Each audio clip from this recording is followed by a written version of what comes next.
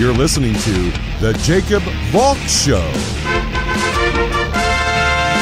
He's breaking down the latest and greatest in sports as only he can. Follow him on Twitter @RealJacobValk. Here he is, Jacob Valk. Hello,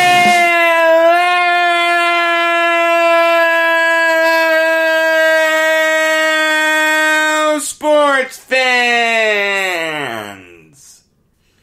Welcome to another edition of the Jacob Valk Show.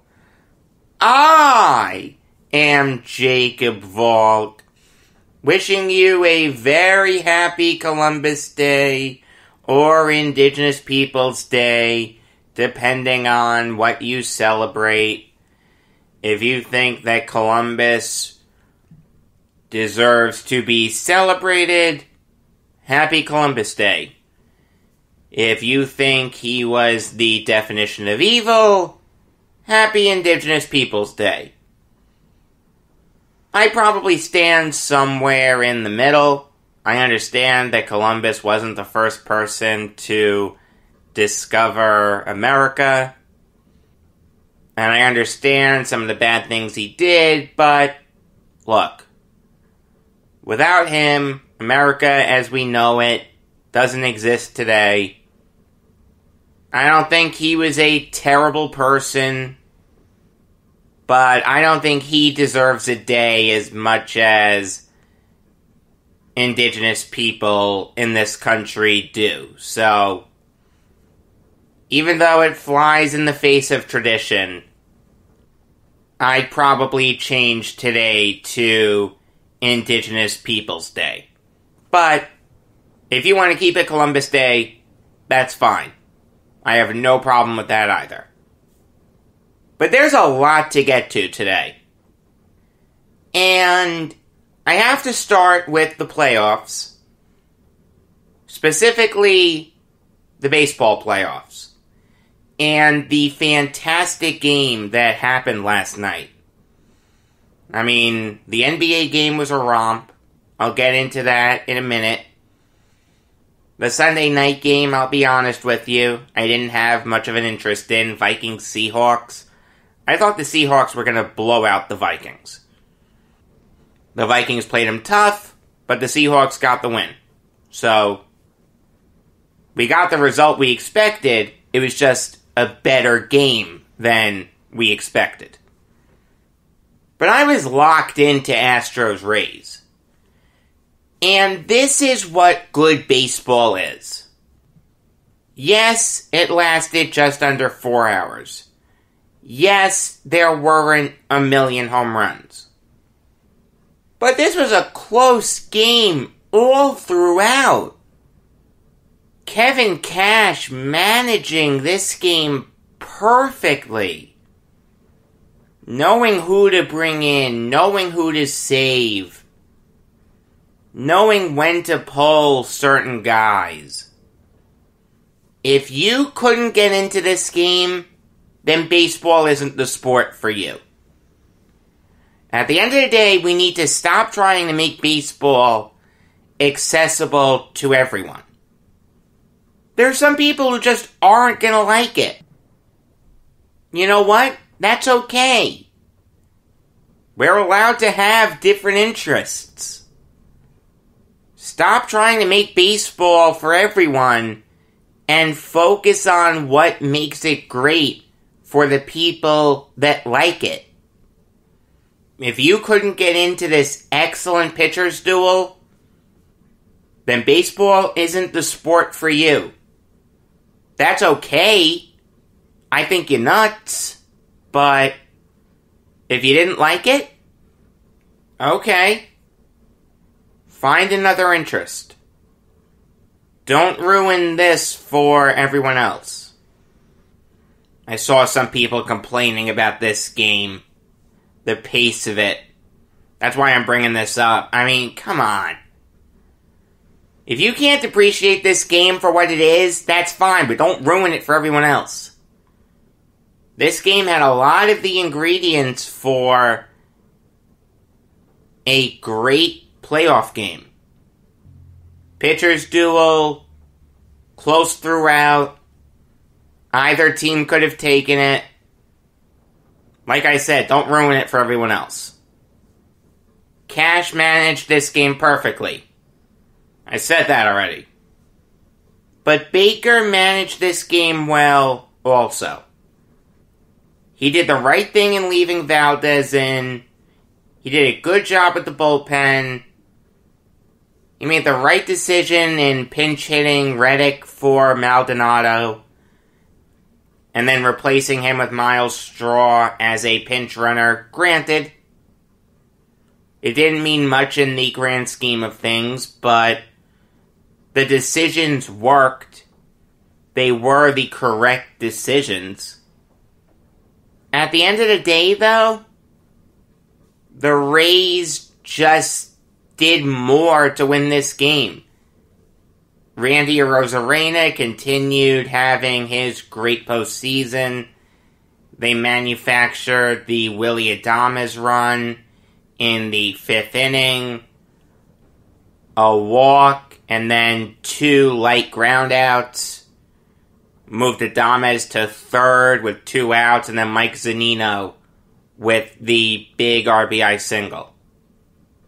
And then the Rays bullpen locked it down. Curtis was good. Thompson was good. Diego Castillo was good. We talk about the dangers of overexposing relievers in the playoffs. Doesn't seem to be affecting the Rays.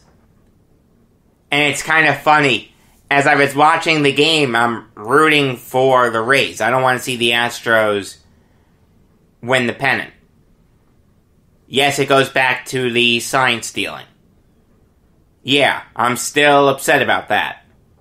So is every other baseball fan. But it was funny, watching this game, I had to keep correcting myself. No, Jacob, you're rooting for the Rays now. It's okay to be happy that Arozarena hit that home run. It's okay to be happy that Zunino got that RBI. It's okay to cheer for Diego Castillo. It was bizarre. Really, really bizarre.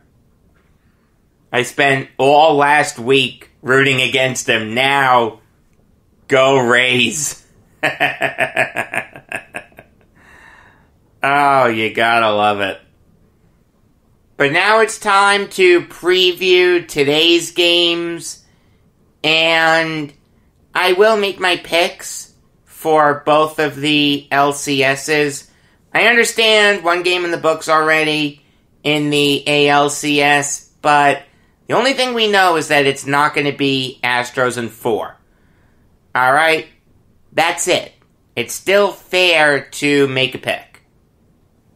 When I watched the game on Wednesday at Mark's house, Mark said to me that the winner of the Rays-Yankees series was gonna represent the American League in the World Series.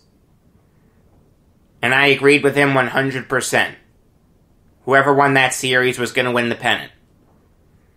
And this was before we knew that the Astros were gonna be their opponent in the ALCS. But I just don't think that this Astros team is that good. Can you trust them against a team as dominant as the Rays? Against this great pitching staff? Their bats have been dreadful this year. Gurriel, Altuve, Bregman, Correa underachieved, Reddick disappointed. I don't think this is a good Astros team. They finished under 500. They don't scare me in this matchup. I don't think they match up well with the Rays.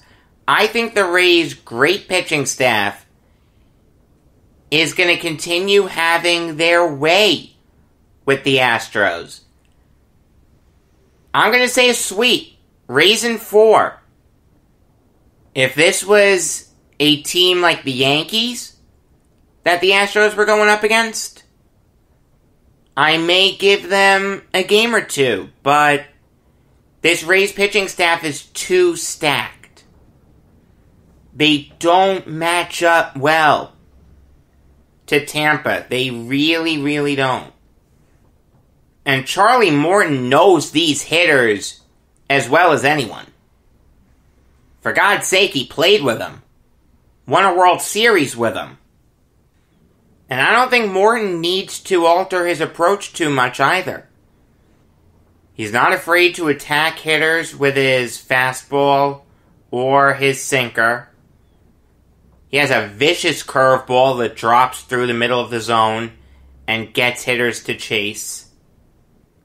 Granted, it's not the most devastating curve in the majors, but it's effective. It's a very effective strikeout pitch. I really don't like this matchup for the Astros. I don't think you could script it much worse. I understand that they have Lance McCullers on the mound, and I like McCullers. Bit of a weird pitcher. Lives and dies with his off-speed stuff. Doesn't throw a true fastball. Sinker, curve, changeup, but he just doesn't get a lot of hard-hit balls. Gets more ground balls than fly balls. Good playoff pitcher. Killed the Yankees. Had a good year this year. I like McCullers. I just don't think that he's going to have much of a chance against Charlie Morton. Like I said, dreadful matchup for the Astros. Moving on now to the other playoff series. That, of course, is Braves-Dodgers. And make no mistake about it, these are the two best teams in the National League. I don't know if I'd say that we got the two best teams in the American League going at it. Were the Yankees really the second best team in the American League this year? When you take everything into account? Some people will say yes. Some people will say no.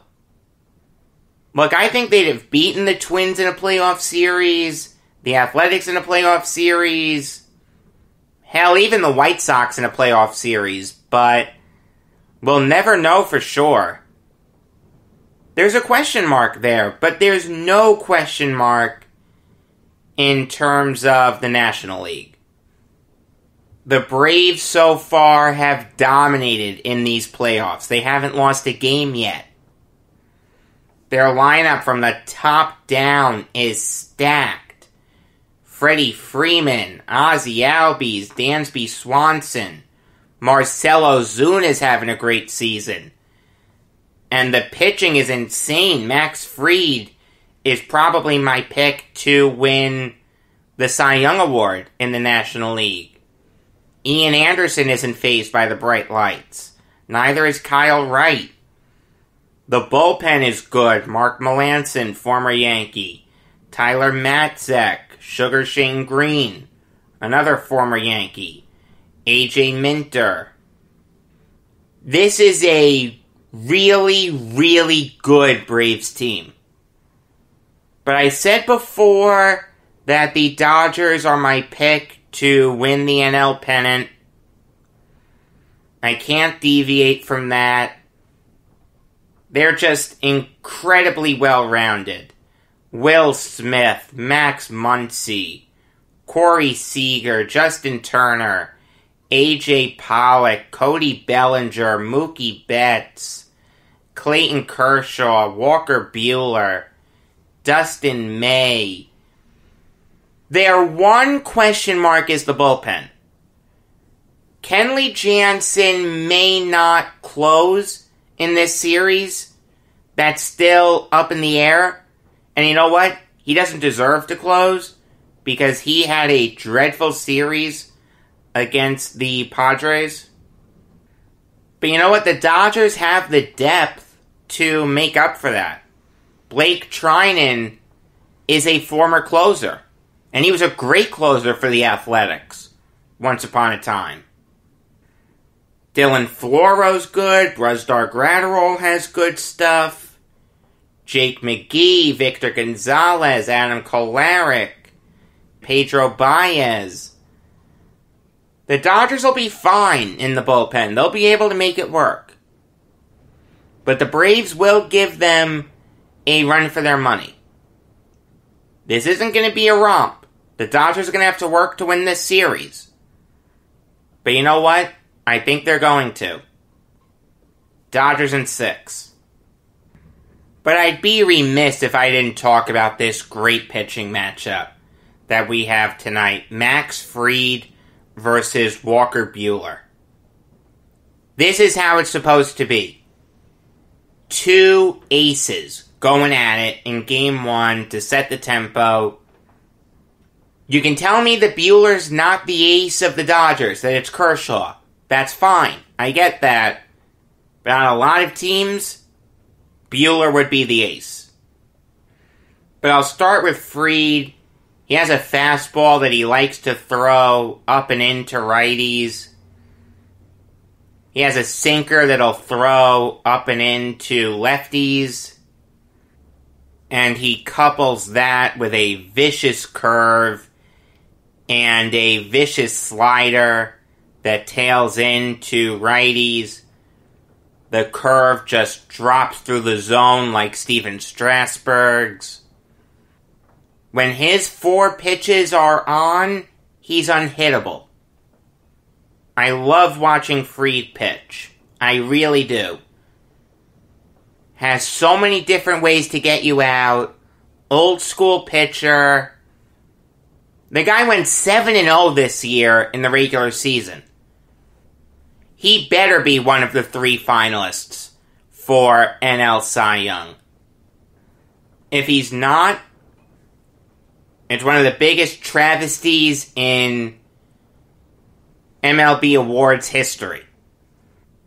And when you look at Buehler, he lives and dies by his fastball. He'll throw his fastball all over the zone. Now, he'll mix in a curve, he'll mix in a cutter on occasion, but he lives and dies by his fastball. Now, with a guy like that, I don't mind you being aggressive. I don't mind you swinging on the first pitch. If he throws a gopher ball in the middle of the zone that he's just trying to get over, yeah, turn on it. But it's a tough fastball to hit. It can move. It can hit 97, 98 on the gun. And just one other thing about Buehler that's kind of funny. He started 8 games this year. Went 1-0 with a 3.44 ERA. That is terrible. We talk about how the Mets can't support Jacob deGrom. The Dodgers can't support Walker Buehler. That is just weird. Very, very weird. There's one more piece of baseball news to get to. There are actually 2, but I'll save the death for the end of the show. I know sometimes I don't do that. And with this guy, you can certainly make the argument that I should do it at the beginning of the show, but I'll get into why I'm saving it for the end when I get there. Just bear with me, please. But I want to talk about the White Sox firing Rick Renteria. I gotta tell ya, I don't mind this move. The White Sox, I think, have underachieved for a while. I understand they made the playoffs this year, but 60-game season, and they lost to an Athletics team that I thought they were better than. I picked the White Sox to win that series. And I'll tell you, this is a really appealing job, because this White Sox team has nowhere to go but up. They have some really exciting players.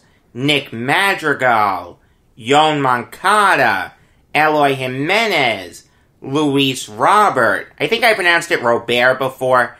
It's Robert. I apologize. Everyone should be named John Smith. Alright, I'm telling you. The pitching is good. Lucas Giolito, Dallas Keuchel, Dylan Cease, Dane Dunning. This is an exciting team. The AL Central isn't good. The Twins don't scare me. The Indians' hitting doesn't scare me. The Royals and Tigers definitely don't scare me. There's an opening for the White Sox to dominate that division for the next decade. I think you'll see some really big names linked to that job. Guys like Alex Cora, AJ Hinch, maybe a guy like John Farrell, maybe a guy like Paul Molitor. Big names. This is an incredibly desirable job. There's no question about that. Moving on now to the NBA Finals. And the Lakers did it. They beat the Heat in 6 games. They are the NBA champions. I don't want to hear that this title has an asterisk on it. It doesn't. I thought the NBA should have gone straight into the playoffs, but look. These two teams, the Heat and the Lakers, deserve to be here. It's not like some crazy team like the Nets, realistically, made a crazy run to get into the NBA Finals. No. The Lakers and Heat deserve to be here. There's no asterisk. The LeBron haters don't have a case there. The one argument that I'll listen to is that LeBron didn't deserve to win Finals MVP. It should have been Anthony Davis. Look, AD dominated in games 1 and 2, but after that, he really fell off. Game 5 he played well, but other than that, Games 3, 4, and 6, he didn't play like an MVP. I didn't mind LeBron winning Finals MVP. I really didn't. The guy dominated all throughout the Finals. Granted, he didn't have Herculean performances, but every game you could count on him to get a near triple-double. He led the Lakers in points per game, rebounds per game, and assists per game in this series. And steals per game, he was really close to Anthony Davis. Davis won 1.3 to 1.2. Yes, the Heat put a scare into the Lakers in Game 5. They proved that they wouldn't go down without a fight. Yes, Game 6, they clawed back. Made it, if nothing else, interesting in the fourth quarter. I mean, they weren't going to win. They were down by 28 at the half. And they were down by 29 entering the fourth quarter.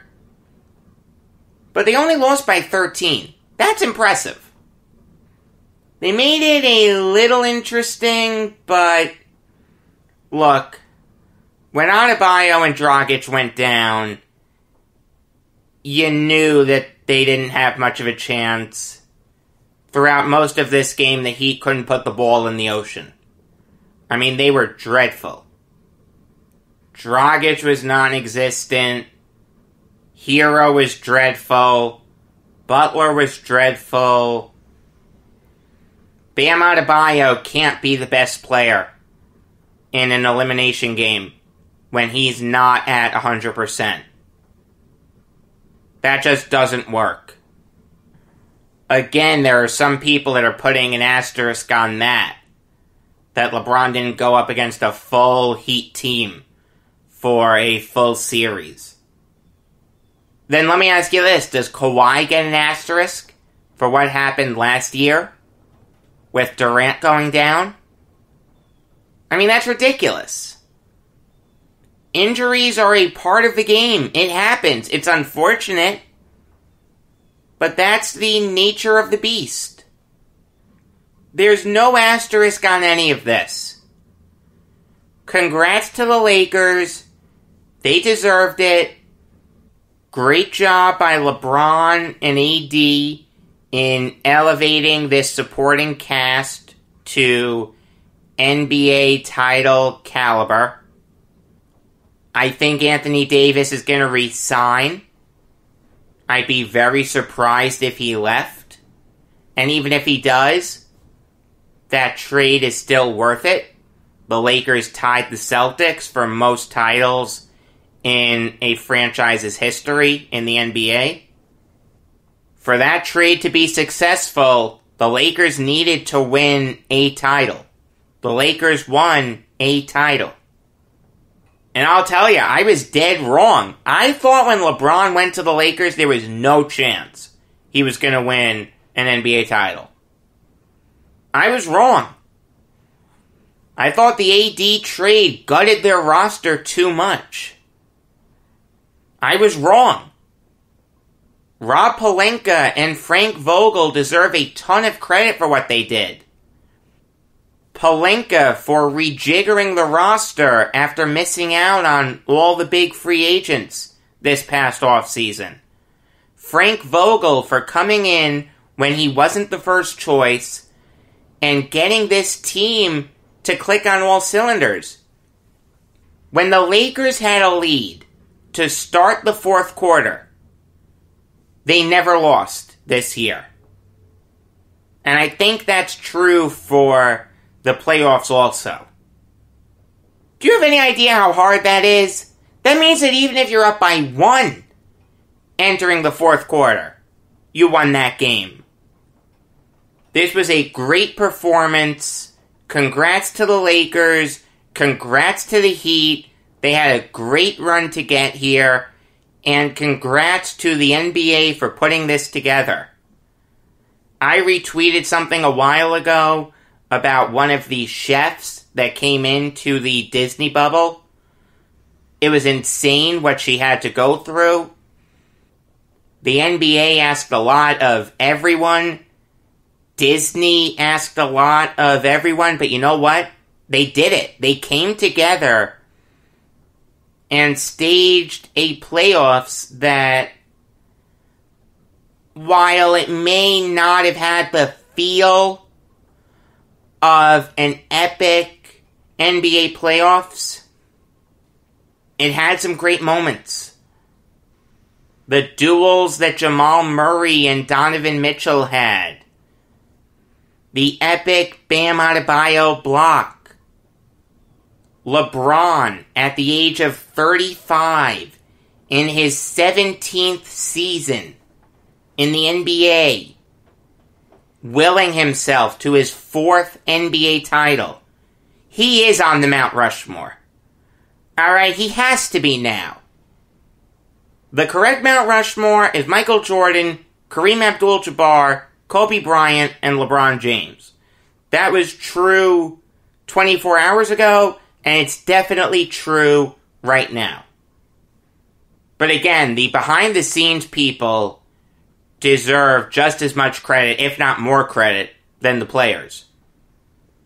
Because everyone, the league, the Players Association, the people at Disney, they came together and found a way to finish this season. I didn't think it could be done. I was skeptical. But you know what? They convinced me very early on. And they got it done. Give them credit. Give the NHL credit. They proved that bubbles work. And it seems like the NFL may have to do that for the playoffs. Boy, I'll tell you, that is a perfect segue. Because I wanted to talk about the NFL next. Specifically, two teams that probably aren't going to make the playoffs. The Giants and Cowboys. That was the only game from yesterday that really caught my eye. You want to tell me that the Cowboys still have a chance to make the playoffs? They're leading the NFC East after all. Yeah, I get it, but without Dak Prescott, I don't trust Andy Dalton to win that division. I mean, that injury was scary. That was Theismann-esque. The human ankle is not meant to bend that way. Jim Nantz said it right. That's not the kind of thing you want to see more than once. I mean, if you haven't seen it, you should watch it once, but you're not going to want to see it again. I mean, I'll give Dalton credit. He came in and played well. 9 for 11 for 111 yards. I understand he fumbled the ball away once, but he made up for it at the end of the game with the crazy pass to Michael Gallup down the right sideline. I mean, that was insane. Fantastic throw, fantastic catch. The Cowboys have the pieces around Dalton necessary to get him back into the playoffs. I'm just not sure how confident you can be in saying that. I mean, it's Andy Dalton. He doesn't exactly inspire a whole hell of a lot of confidence in me. But now, I'll tell you, Jerry Jones looks like a genius. He didn't want to pay Dak Prescott. Now, he has the perfect reason to say, no, we're not going to give you a big contract. Do we still want you here long term? Yes, they have to sign him long term. Andy Dalton isn't their long term answer. But now Prescott may take a little bit of a discount. Jones played this perfectly. Prescott bet on himself, and he lost. It's sad, it's unfortunate. I like Dak Prescott a lot. I'd take him on the Jets in a heartbeat. I mean, some people on Twitter, when the whole Jamal Adams thing was happening, proposed a super trade. Jamal Adams and Sam Darnold for Dak Prescott, and I think it was Michael Gallup. I'll take Dak Prescott in a heartbeat. But he's going to have to sign at a discount. And he doesn't have a choice in the matter. You can't give someone coming off that type of an injury a Russell Wilson type contract.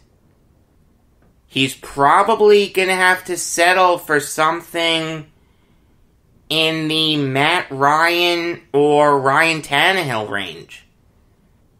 Jerry Jones played this perfectly. The Cowboys may not make the playoffs this year, but you know what? They get to lock up their franchise quarterback at a cheaper rate than most franchise quarterbacks. That's a good situation to be in. The Cowboys are set up great for the future. Yes, their defense is dreadful, but offensively, they're set. And it's simply amazing how Daniel Jones couldn't take advantage of that dreadful Cowboys defense. I don't know if Mike Nolan bought a house in Dallas, but he better list it quickly because he's going to be gone after this season. But somehow, Jones didn't take advantage of it. He didn't throw a touchdown. Daniel Jones, the franchise quarterback for the Giants, the guy who all their fans were hyping up as, you know what, this guy's going to be a future Pro Bowler. I liked what I saw. He has all the tools in the world. No, he doesn't.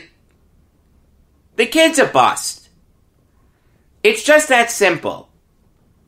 Daniel Jones will never win anything in the NFL. Let's make that clear.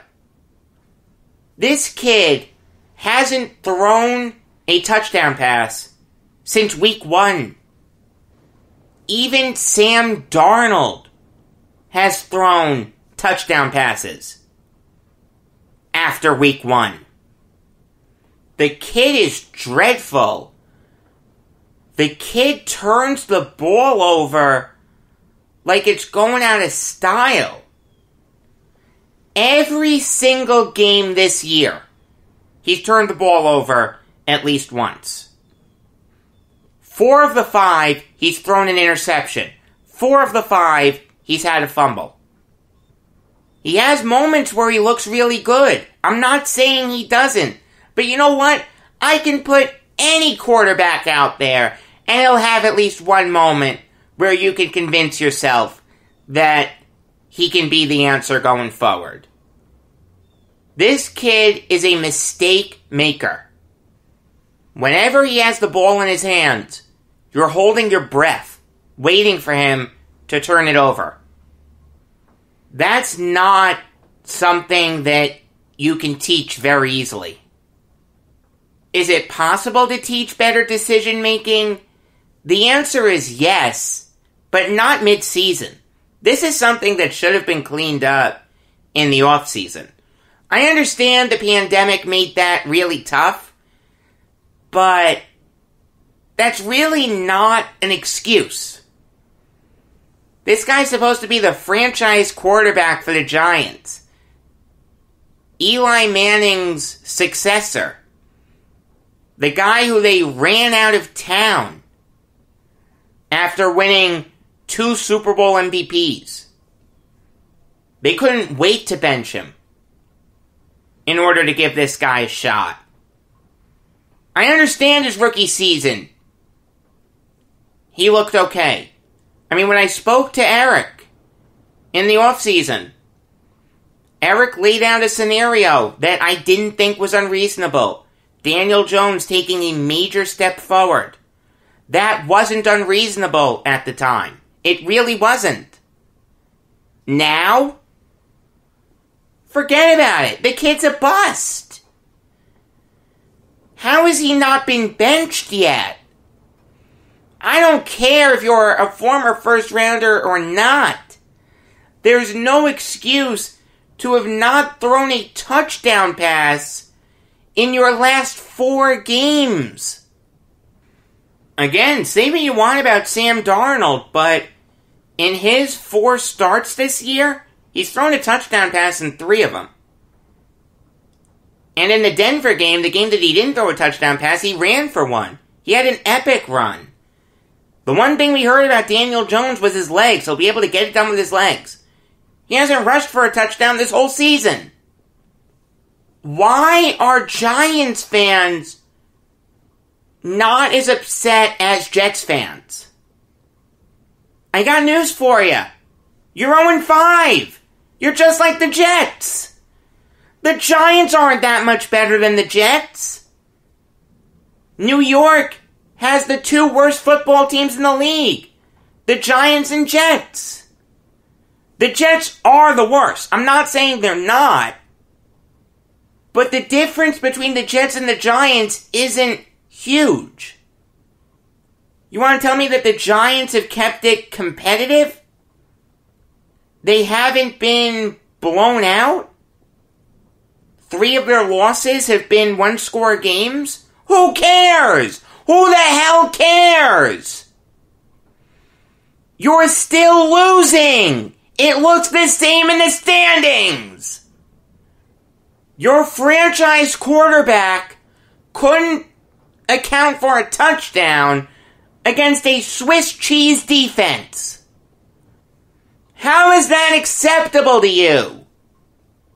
I got news for you. Joe Judge isn't the answer. I've actually heard some Giants fans say that Gettleman should go and the next GM should keep Joe Judge. What has Joe Judge done to convince you that he should stay as Giants head coach? You like his press conferences? You like that he recovered a fumble in the mud? You like how he speaks about old school football? It's irrelevant. They're 0-5. And unlike the Jets, he actually has some talent to work with. Darius Slayton is a really good wide receiver. So is Golden Tate. Evan Engram is a solid tight end. Blake Martinez has had a good season. Kyler Fackrell has had a really good season. Yet somehow, the Giants are 0-5. Let me tell you, Joe Judge is a worse coach than Adam Gase. I don't want either coach going forward, but if I absolutely had to pick one, I'd pick Gase over Judge. Gase has no talent to work with. Judge has talent, and his team is 0-5. That's the mark of a bad coach. Having talent on your roster and not winning with it. The Giants are dreadful. I am sick and tired of people saying, you know what, there's hope here. I like what I'm seeing. They're keeping games close. We're going to get him next week. You know, there's stuff to build on. You're 0-5! So let me get this straight. If you lose the next 11 games and finish 0-16, but you lose those 11 games by 1 score each, whether it's a field goal, a touchdown, 1 point, whatever, is that okay? Because you kept them close? How about you win those close games? A loss is a loss. It doesn't matter the difference of the score. It looks the same in the standings. I don't give a damn if the Giants didn't get blown out yesterday. They lost. They had a dreadful performance. How do you not see that? Their quarterback is inept. Their defense couldn't stop Andy Dalton. The head coach never should have been here in the first place. I hated that hire from day one. I still hate it. Dave Gettleman is completely clueless. Mike Francesa was right. He said this on Chris Russo's show on Friday. The Giants will never win with Dave Gettleman as GM. And if he didn't say it in those exact words, it was really, really close to that. He's right.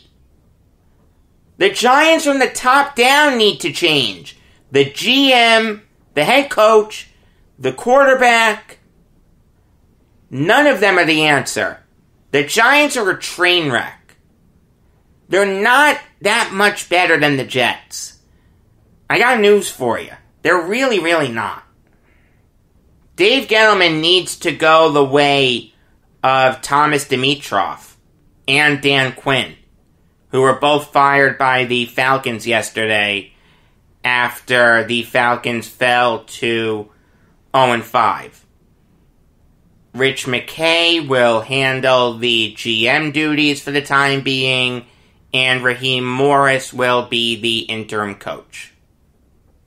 This is a long time coming. Dan Quinn has proven to be inept as a head coach.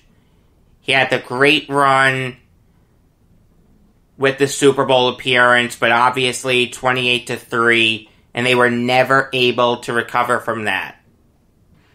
I understand that once you have that moment, it can sit with you for a long time, but as the head coach, you've got to be able to pull out of it. Quinn couldn't do it. His defense was inept. This guy came over from the Seahawks with a reputation of being a defensive wunderkind. The Falcons have one of the worst defenses in the NFL. This firing has been long overdue. Thomas Dimitroff, I'm a little surprised about.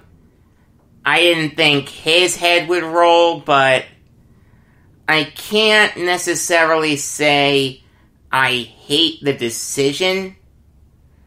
I mean, when you go from a Super Bowl appearance in 2016 to only winning one playoff game after that, yeah, that's an issue.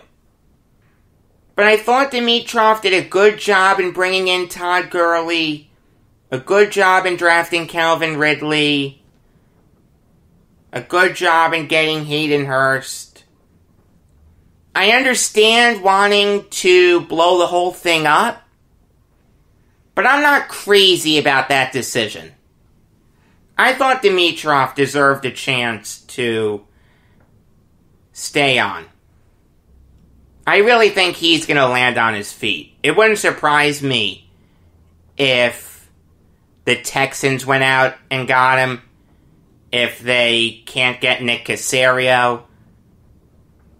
The Giants would make sense for him when they move on from Gettleman. The Jets would make sense if they move on from Joe Douglas. I understand wanting to blow things up and start from scratch, but I don't think that was the right way to go here. You have Matt Ryan at 35 and Julio Jones at 31. Is the new GM really going to come in and be a win-now guy? It's possible, but unlikely. Usually when new GMs come in, they like to take things slow. I don't like the decision to fire Dimitroff. I like the decision to fire Quinn, but not Dimitroff. He'll land on his feet, I promise you. Okay. Now it's time to talk about that baseball death. That, of course, is Joe Morgan, who passed away today at the age of 77. Joe Morgan is by far and away one of the best second basemen in baseball history. In fact, he's probably in the top 3. Off the top of my head, the only people who I'd put ahead of him are Rogers Hornsby and Eddie Collins. There may be some others, but I would really need to think about it.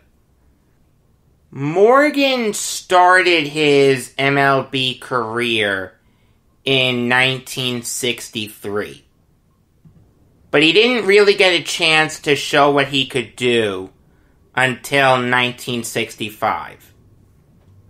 That year, Morgan got the starting second base job for the Astros and would hold on to it for as long as he was there. He had .271 with 14 homers, 40 RBIs, and 20 steals, and he led the majors in walks with 97. Somehow he didn't win NL Rookie of the Year. Jim LeFevre did, of the Dodgers. Morgan had the better year. There's no question about that. He should have won NL Rookie of the Year.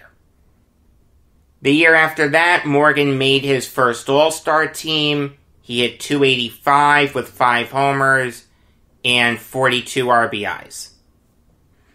And that's kinda how Morgan topped out with the Astros.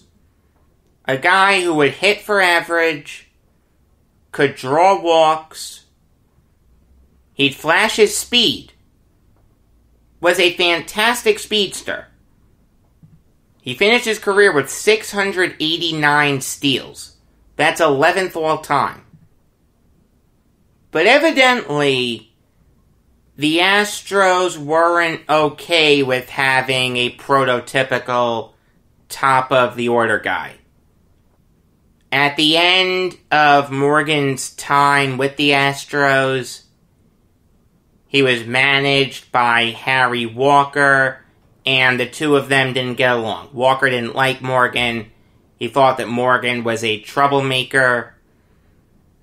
And because of that, Morgan was traded to the Reds in a trade that would end up becoming one of the biggest trades in baseball history. It was originally regarded as a steal for the Astros. No. The Reds easily won this trade.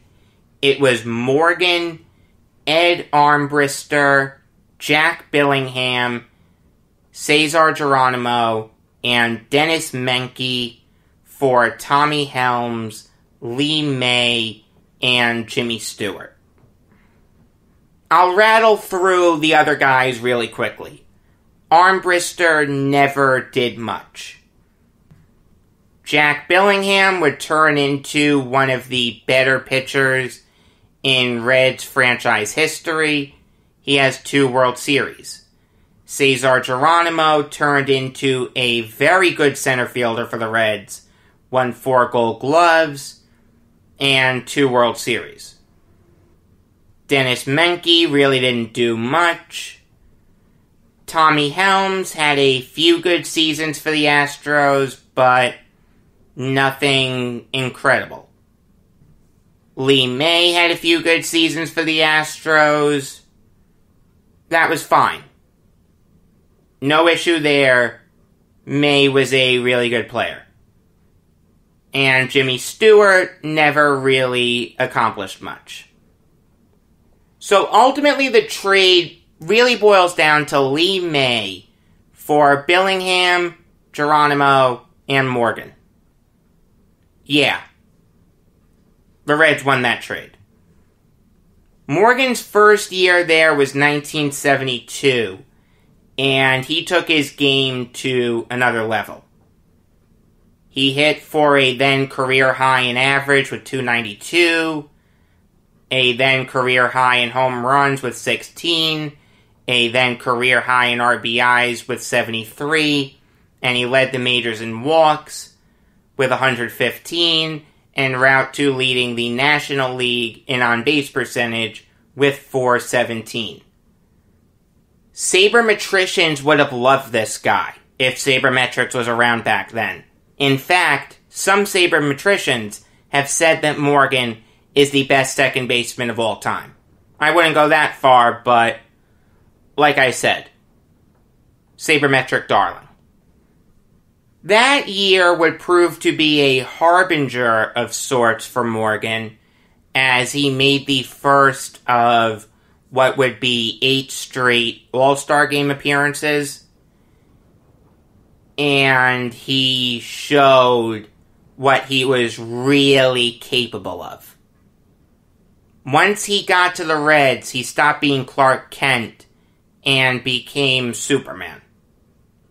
His 2 best seasons were 1975 and 1976.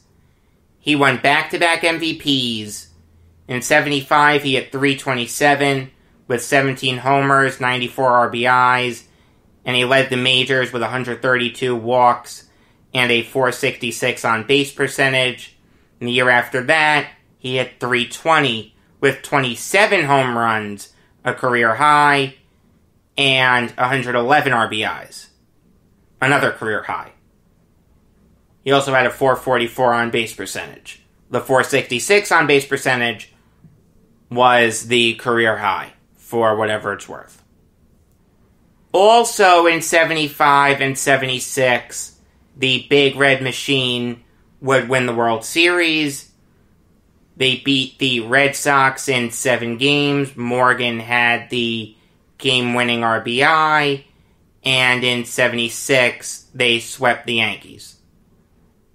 I mean, those teams are some of the best in baseball history.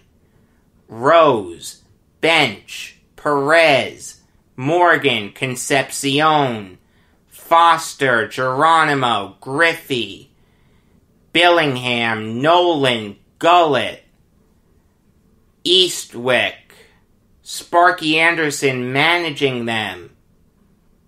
Fantastic teams. Like I said, some of the best teams in baseball history. And Morgan played such an important role for him.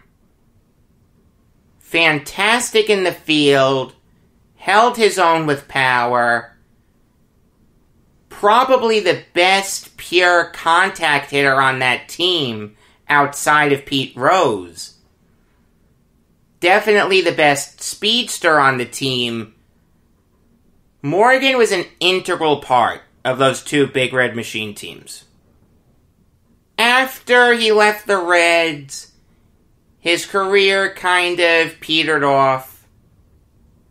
He had a little bit of a renaissance in 82 with the Giants, but nothing fantastic. His last great moment as a baseball player was in 1990 when he was elected to the Baseball Hall of Fame on the first ballot. That was the correct decision. Now you may be wondering, Jacob, why did you save him for last? Why wouldn't you lead off with him like you did Seaver or Ford? Or why wouldn't you go to him really early like you did Gibson or Brock? Well, I'll tell you why. Obviously, I never saw Joe Morgan play live. My first introduction to him was on Sunday Night Baseball with John Miller. Whenever Morgan called a game, he'd kill the Yankees. He hated the Yankees. Every freaking game, even if the Yankees weren't playing, it seemed like he killed the Yankees. So I grew up really not liking him. I respected his career. Okay? Fantastic second baseman. But I grew up really not liking him. Now, I met him once at an autograph signing he did with Jim Abbott. God only knows why those two were together, but Morgan was nice. Abbott was nice. But I really grew up not liking Morgan because every freaking game he spewed out this Yankee hatred. I have no idea where it came from. It's okay if you don't like a team, but you're the color commentator. You have to be objective.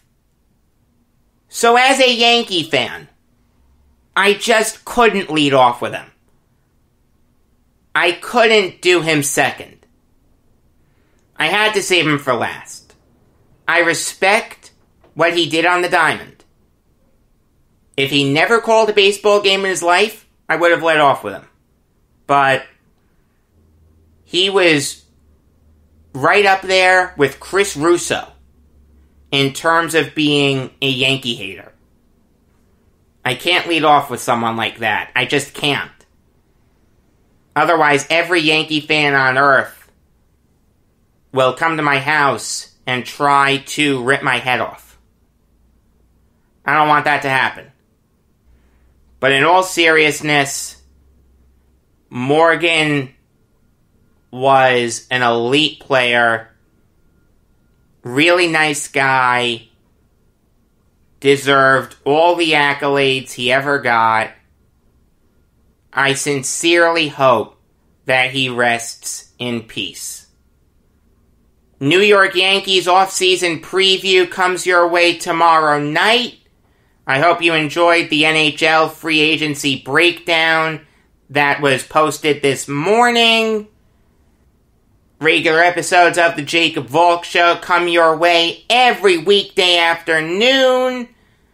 Until next time, I am Jacob Valk saying that I feel like I just struck out Joe DiMaggio with the bases loaded and 2 outs in the ninth.